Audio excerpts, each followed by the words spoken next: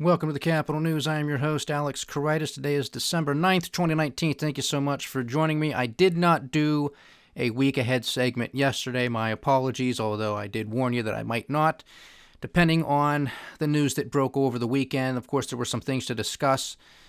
And of course, this week is going to be a busy week, but, we knew this last week, and we're going to be focusing on a lot of stories that transpire over the course of this week. And a lot of these stories are going to be a common thread through the remainder of this year and very likely through a significant portion of next year as well. So a few things we're going to discuss today is going to be market performance. It appears that we might see articles of impeachment, or at least some sort of press conference by Nancy Pelosi and perhaps some other leaders of the Democrat Party tomorrow morning, announcing some of those articles. What's being reported late this evening is there is likely going to be a minimum of 2 articles of impeachment being drafted against President Donald J. Trump, most likely an abuse of power and an obstruction of either Congress or justice, perhaps both. We will wait to see what takes place tomorrow morning. We had a continuation of the impeachment inquiry and some hearings being held this morning and really throughout the entirety of today in the House Judiciary Committee. We'll discuss that. We also have the IG report from the Justice Department out from Inspector General Horowitz. You're going to read into it what you want to read into it, just like every other document that comes out of Washington, D.C. or elsewhere. Don't forget, in a couple days' time, it will be the UK general elections. So the balance of Brexit is somewhat up in the air. It has been for 3.5 years. There is obviously a growing consensus that the Prime Minister will remain in power, and the British pound has been rallying on the back of that information. That's no surprise to us. We did not anticipate that Labour leader Jeremy Corbyn in the Labour Party would win, or any other party for that matter. They are the Liberal Party, if you will. That's sort of the Bernie Sanders wing over there in UK politics. A lot of people aren't ready for that, although he was and remains adamantly against Brexit, or at least not in its current form. So we will keep you updated on that, but remember the date is December 12th, 12/12 for the UK general elections. We also have the Federal Reserve meeting for the final time this year. Of course, that is assuming that there is not some sort of emergency meeting if we were to see some sort of repeat of last year's massive market sell-off in the month of December. So they are scheduled to meet this week. We will know their decision on interest rate policy on Wednesday. Federal Open Market Committee will meet to set interest rates. Markets are anticipating that the Federal Reserve will remain on hold. We shall see. We also have the impending 12/15 date that has to do with Donald Trump in the U.S.-China trade talks. Will he increase tariffs? Will he postpone them? Or will he cancel them? What is going to happen? We're only a few days away from that decision. Also be very mindful, folks, that we don't know what is going on in the president's mind. I don't know if anybody actually wants to know or go through that process. But be mindful that at this juncture, Donald Trump may very well know what he wants to do. He may already be set in what he wants to do. It's also possible that it could come down to the last minute. But let's assume that he knows what he's going to do. It's quite possible that somebody else in his administration or within his inner circle somewhere, either within the White House or personally, knows what his decision is going to be. Well, my goodness, if you knew that information, couldn't you position yourself to make a boatload of money in a very, very, very short period of time? And that's the whole problem with this, folks. So we're going to see a lot of market movement one way or the other. It doesn't matter what the decision. The markets are tightly coiled like a spring here. They are going to pop in one direction. The question is, and regardless of what the decision is, how long-lived will that process unfold? If it's something that's more positive, that the tariffs are going to be postponed or canceled, then you're likely going to see that Santa Claus rally, at least for a few days, because the market will at some point want to understand what is actually in the deal.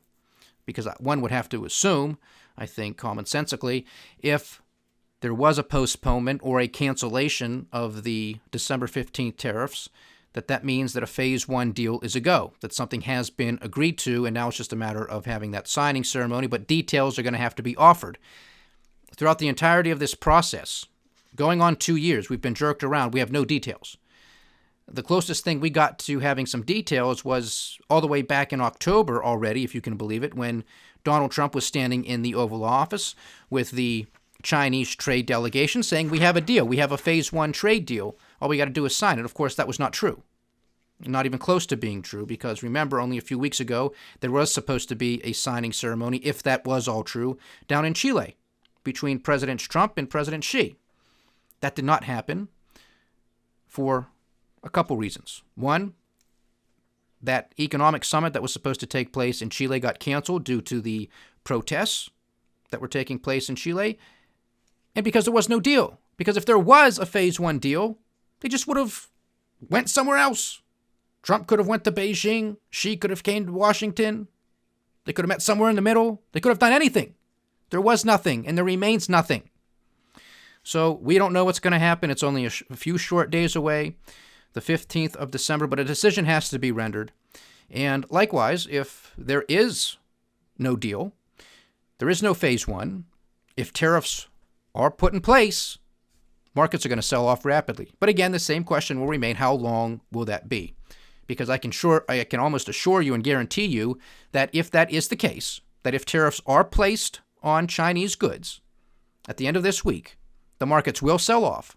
But in very short order, you can imagine that Larry Kudlow, Peter Navarro, Secretary Mnuchin of the Treasury, Donald Trump himself will come out and say the trade talks are going well. It would just be a matter of time. Now, of course, that would also lend credence for Donald Trump to attack and pick on the Federal Reserve, because he could say they didn't cut interest rates, assuming they don't cut interest rates this week. They didn't cut interest rates. They need to be lower. We need quantitative easing. We need negative interest rates. I've been telling him for months. I want that money. Give me that money. Remember he said that a few weeks ago at the Economic Club of New York? Negative interest rates? He wants your money. That's where it comes from.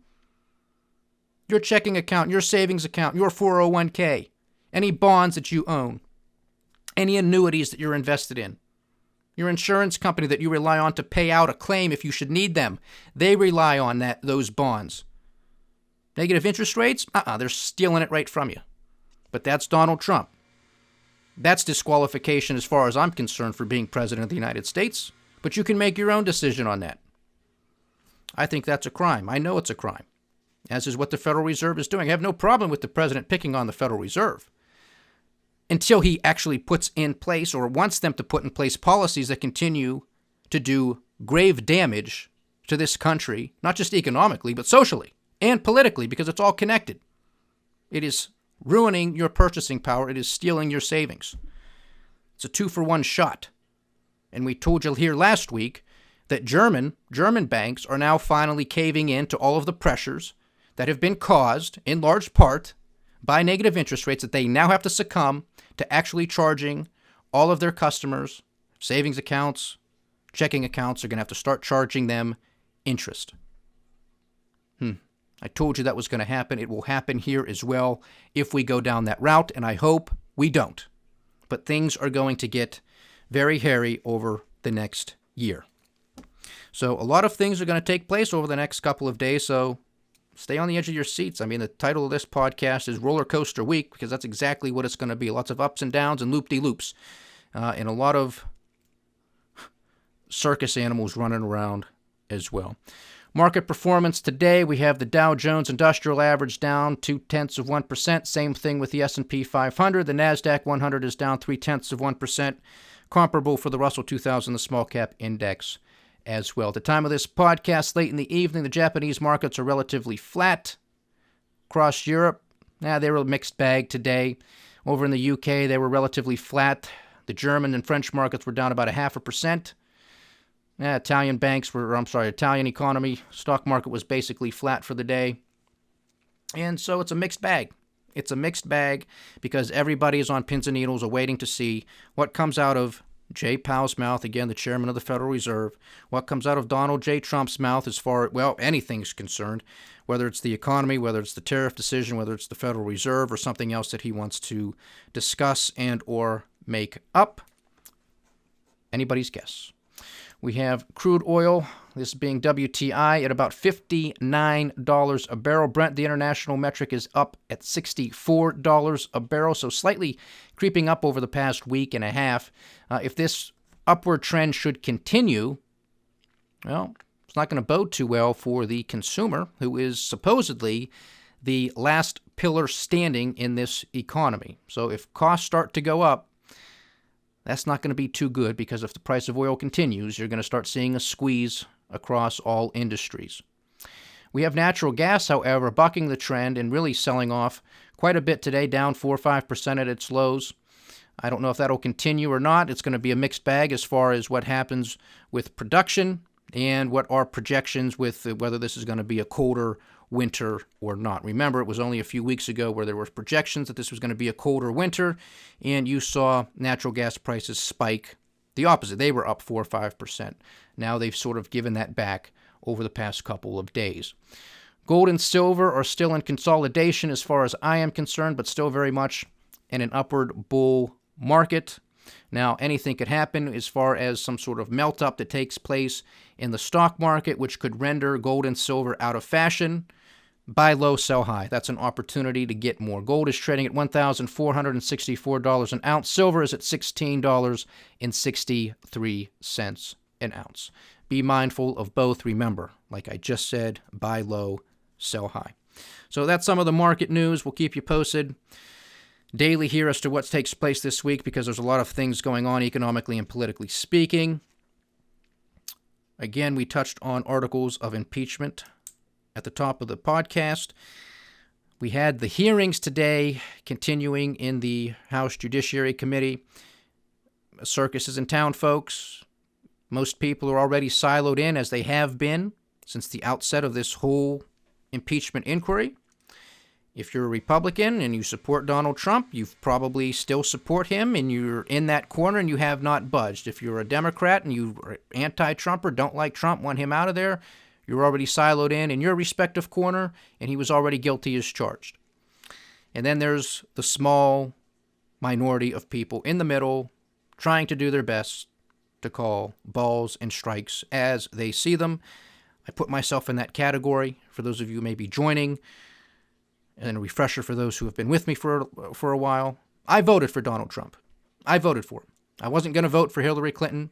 I knew she was a liar. I did not like her track record in public office. It was going to be more of the same. We needed to get out of the same old, same old.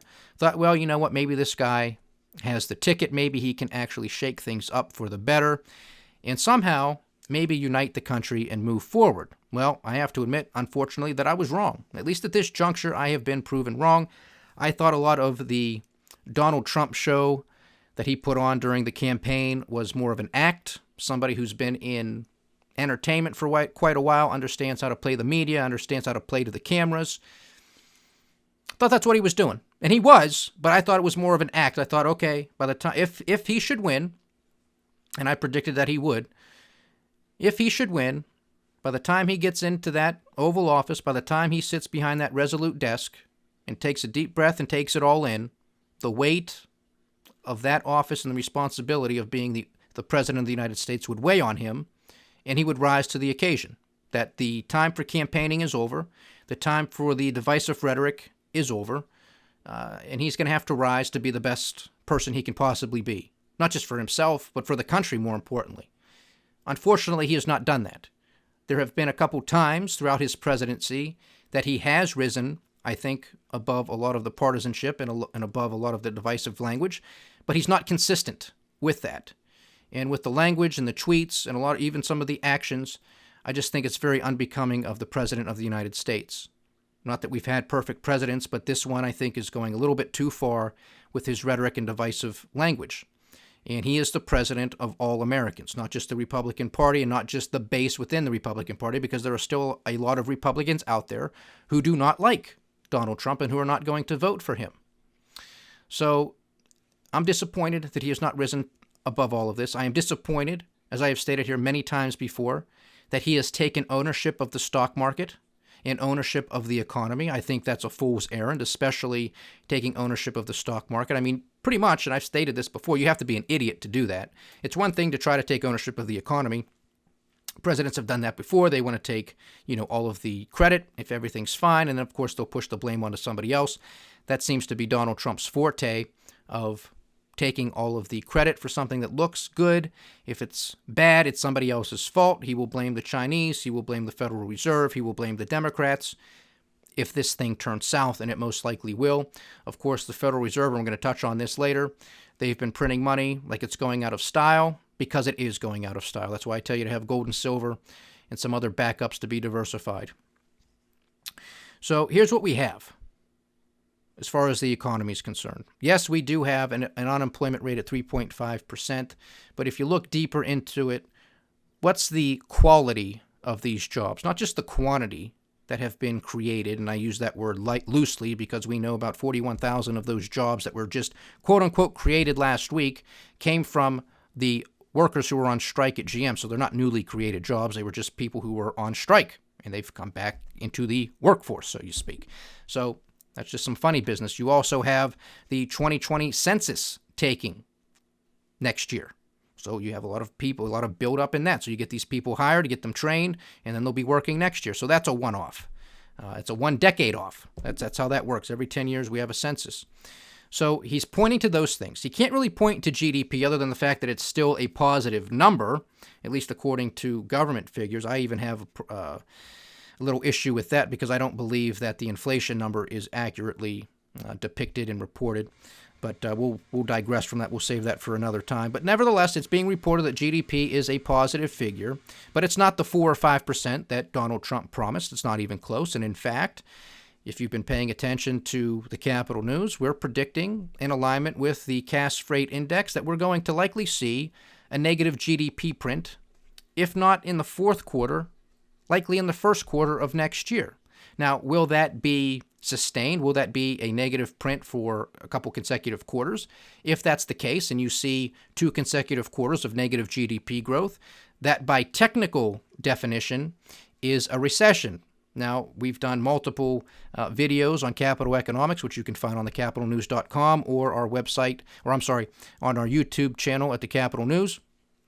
You can find those videos there where we discuss what the official definition of a recession is. But nevertheless, if you're talking technical definition, 2 consecutive quarters of negative GDP growth. So the economy is not as strong as it appears. Manufacturing is in contraction. Transportation is in contraction. Retail is in contraction. That's just the truth of the matter, folks. It's just the truth of the situation. Manufacturing, construction, retail, and transportation, all in contraction. Not boding well at all. You have an uptick in consumer spending based off of debt spending.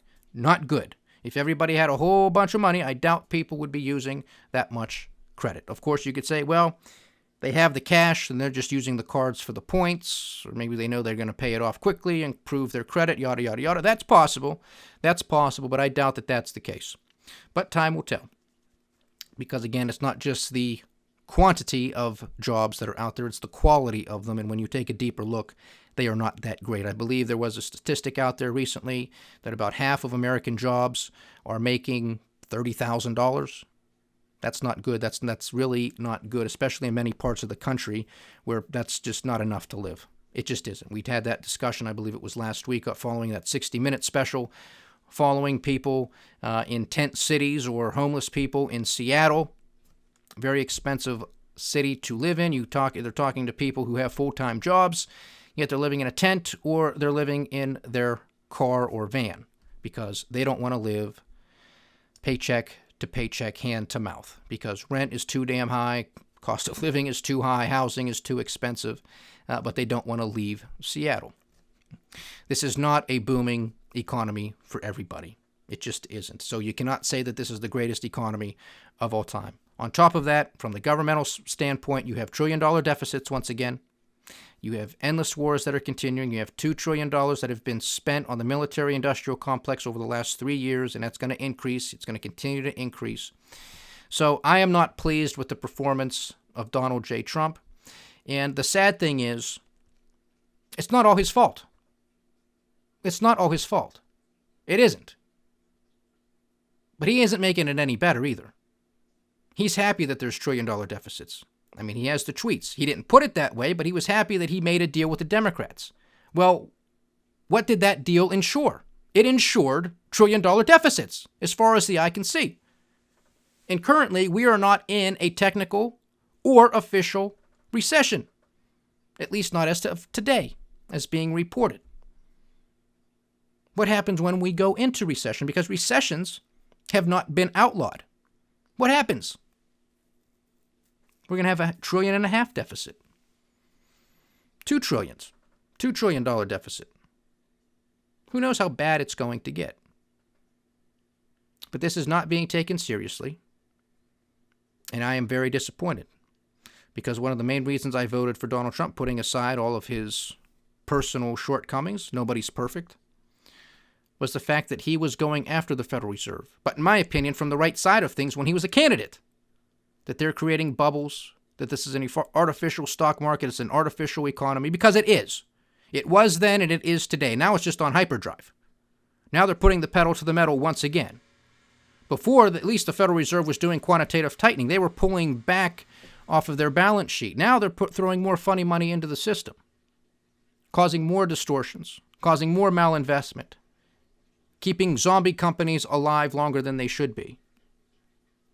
Zombie company is pretty much defined as a company that does not have enough cash flow to cover their debt expenses. And according to the Bank for International Settlements, which is basically a central bank for central banks, is reporting that non-financial companies, 6% of non-financial companies qualify as zombie companies. That's an all-time high. So 6% of non-financial firms are zombie companies. They are not making enough money, not generating enough cash flow to cover their debt expenses. It's not good, folks. And when you have central banks continuing to print funny money out there, all this does is it keeps these bad operators going for a lot longer. And that is not productive for anybody. It's not good for the people who are productive. It's not good for the entrepreneurs and managers out there who are running a tight ship, because they should be getting that money because they know what they're doing. We should have more of what's good.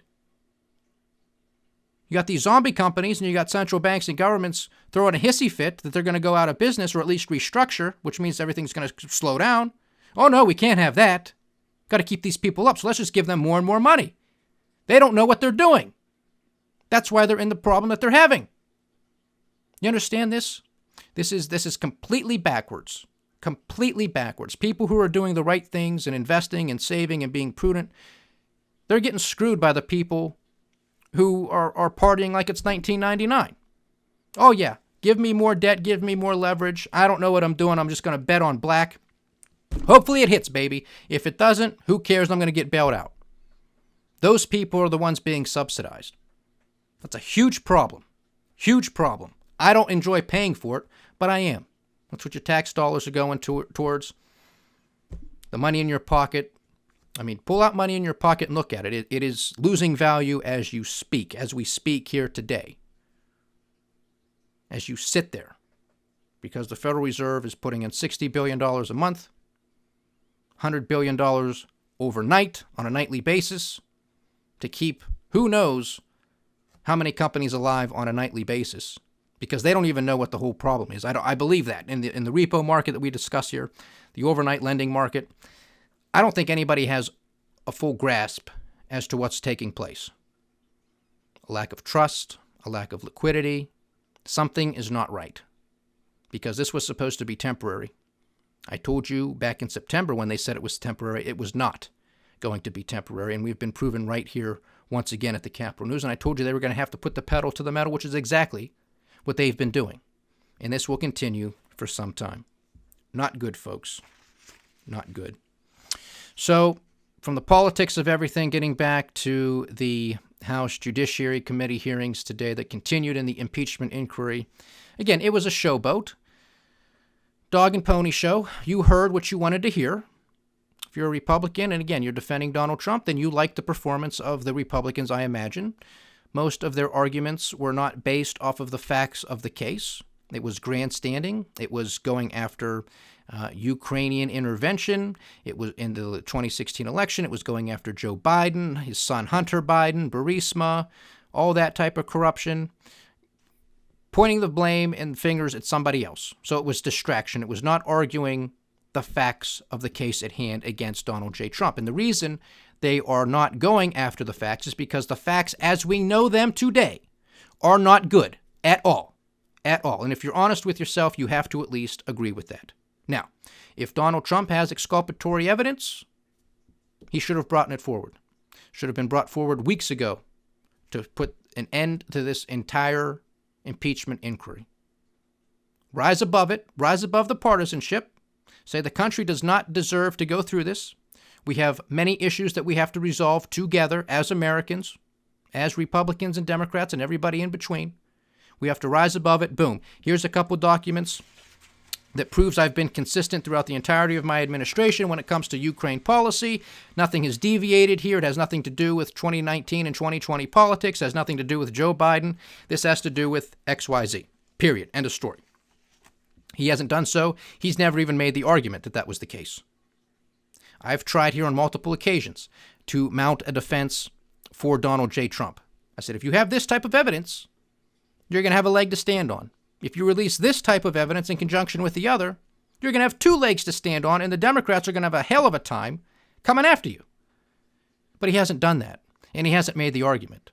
And other Republicans haven't made that argument either. 2017, Ukraine was corrupt. 2018, Ukraine was corrupt. In both of those years, the Trump administration released the money and the aid to Ukraine. It was not held up. There were no investigations asked for. Nothing. Now you have an individual who gets elected in 2019, President Zelensky. He is vetted by the State Department. This guy's the real deal. We can work with him, make sure he gets this military aid, about $400 million, and make sure he gets a meeting here in the Oval Office in Washington, D.C. Why? So we can send the message to Russia that the United States stands with the people of Ukraine and this administration? Nah, I don't think so. I don't like him. I don't trust him. I think there's still some bad things going on over there. I don't want him here. Despite everybody, National Security Council, State Department. No, we've been dealing with this guy for a while. We know. He's been vetted. We know. He's the real deal. Do these things. It sends a good message that we are standing with the people of Ukraine, with the new administration, and it's going to send a message to Russia. Step back. Step off, because we got this guy.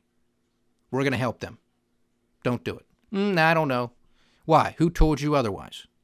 Rudy Giuliani and his associates, two of which have been arrested by the FBI.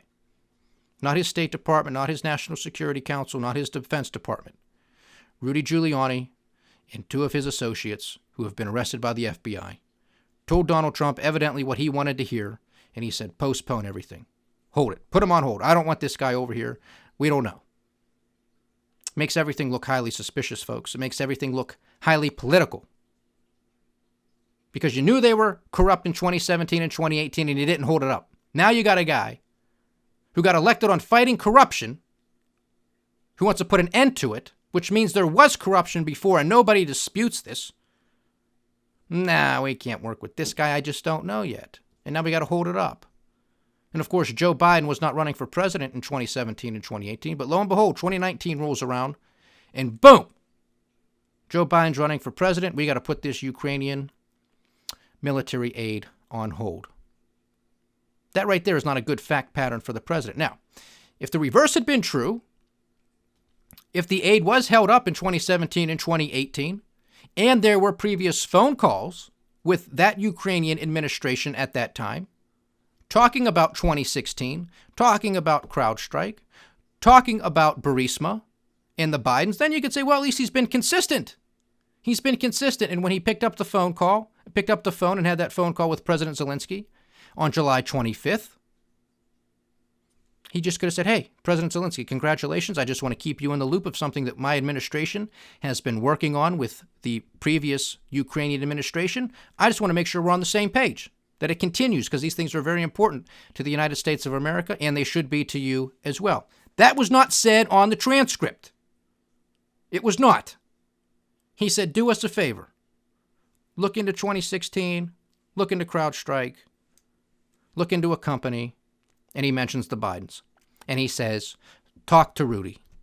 Talk to Rudy. Rudy knows what's going on. He's a good guy. Now, he did say, talk to Attorney General Bill Barr as well, but he brings in his personal attorney, Rudy Giuliani. And if memory serves me correctly, it's President Zelensky that brought up Rudy Giuliani's name, which means he already knew Rudy Giuliani was doing something over there. And we still to this day do not know entirely what's going on. But we do know that Ambassador Marie Yovanovitch, the former ambassador to Ukraine, who was removed from her duties, had a smear campaign, a public smear campaign, mounted against her by Donald Trump and his personal attorney, Rudy Giuliani, in the media. She was removed. She is known for fighting corruption. Democrats and Republicans alike in the House Intelligence Committee, during that phase of the impeachment inquiry, praised this woman when she testified. This, again, is the woman who was attacked by Donald Trump during her testimony. He was tweeting out against her during her live testimony. So continuing with the smear campaign against this woman's credentials. She was with the State Department and the Foreign Service for 33 years. Again, she was praised by both Democrats and Republicans alike for her service. Again, it was disingenuous when we had the analysis of Mark Levin of Fox News on an episode a couple weeks ago of what is his Life, Liberty, and Levin, and he said Marie Yovanovitch was an Obama holdover. Very interesting how he phrased that, wasn't it? Not quite honest, a little disingenuous. Because you know why? Because she's been in service for 33 years. Barack Obama came into office in 2008. Can you do math? She's not an Obama holdover. She's been here since Reagan. She served Republicans. She served Democrats. But everybody wants to just, phrase things to throw everybody off the scent, throw everybody off the track that what Donald J. Trump did was wrong. And you have no Republicans with the backbone to say it. And of course, Marie Yovanovitch, known for fighting corruption, she's the one that gets kicked out, even though the argument by the White House is Donald Trump is so very concerned with corruption in Ukraine. Well, then why would you get rid of an ambassador who's known for fighting corruption? It doesn't make any sense. And again, he could have gotten rid of her for any reason he wants.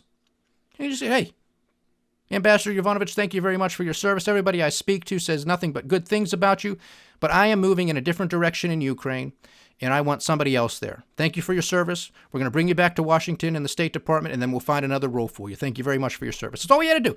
All he had to say. And even Ambassador Yovanovitch in her testimony said, I could be removed for any reason. But when you have a smear campaign against this woman, and your argument is, I want to fight corruption, yet she's known for fighting corruption, now you got a problem. Just keep your mouth shut. He couldn't do that. Had to have a smear campaign against this woman.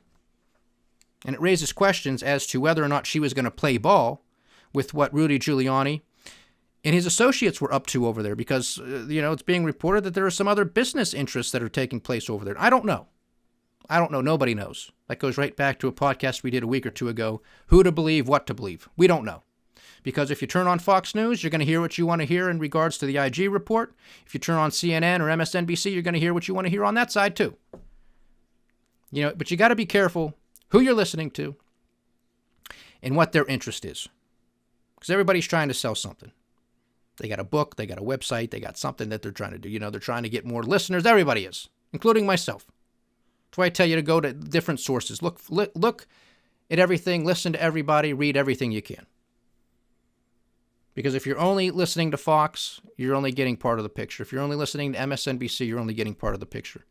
You're doing yourself a disservice. Because again, folks, we have a very hard time in this country of even agreeing on the facts themselves. And if we cannot agree on the facts themselves, then there's no foundation of which we can pull ourselves out of this mayhem in which we find ourselves. So as far as the IG report is concerned, Republicans seem to like it. Fox News seems to like it because it shows that there was some abuse of authority, some errors, some big errors that were made when it came to some members of the FBI and Justice Department. So they're clinging to that. Of course, this report did not rise to the trumped-up effects that it was supposed to bring from Donald Trump. Remember, this was it. This was the bunker buster, if you will. People are going to be arrested. This is it. This is going to be historic, politically speaking. Didn't rise to that at all. It's some people who are going to be dealt with. It's an FBI that's going to have to do some switching around. It's a DOJ that's going to have to make some moves to get these things cleaned up. The IG report finds no political bias, and what that basically means is the net decision, despite what people may have thought personally of Donald J. Trump, because we know that Lisa Page and Peter Strzok, to name a couple through the released transcripts that we covered earlier this year, we know that at least personally they did not like Donald Trump, and I'm sure they still don't like the man. But their personal feelings, at least according to the IG, did not have an impact on the final decision when it came to investigating Donald Trump and the Russia collusion and everything else. Now, I'll take a deeper look into the IG report, and we'll have further discussion on that. But, it all depends on what you want to hear. The Republicans like it, and they're very selective, just like the Democrats are.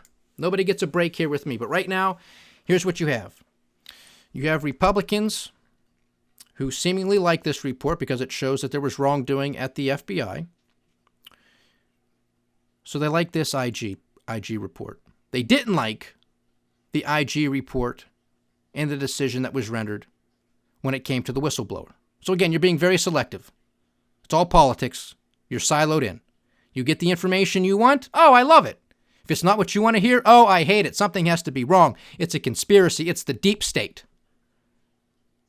Ladies and gentlemen, if that's how we're going to play ball moving forward, this republic is screwed. We're done. That's it. Because if it's all deep state, if it's all conspiracy, then you can't believe anything. You can't believe anybody. Because if you're just nitpicking what you want to hear, we are screwed. The republic is dead, and it ain't going to come back. That's it. This is 1984. This is Orwellian. Up is down. Down is up. Lies are truth. Truth is lies. We're screwed. That'll be it. Game over. Game, set, match. You have to call balls. You have to call strikes when that's what they are. You can't just go cherry picking what you want to hear because it makes your story sound better so you can sleep better at night. It's not how it works here. Truth and justice are supposed to be the dogs that you want in this hunt. Not Donald Trump, not Joe Biden, not the Republicans, not the Democrats. Truth and justice is what you should be after. Period. End of story. Because if you want to play ball with the Republicans and the Democrats and all of this deep state gotcha stuff, you're not a part of the solution. You're a part of the problem. So there's a lot more to cover, a lot more we're going to get through this week. Stay updated on the market performance, articles of impeachment, the IG report, UK general elections, the Federal Reserve, and a tariff decision. My, oh my, buckle up. Thank you so much for joining me today, ladies and gentlemen. It's been a pleasure having you. As always, please like, share, subscribe, get the word out, and leave your comments. We do love hearing from you. Stay diversified, stay vigilant, and stay with the Capital News. I am Alex Koritis. Godspeed.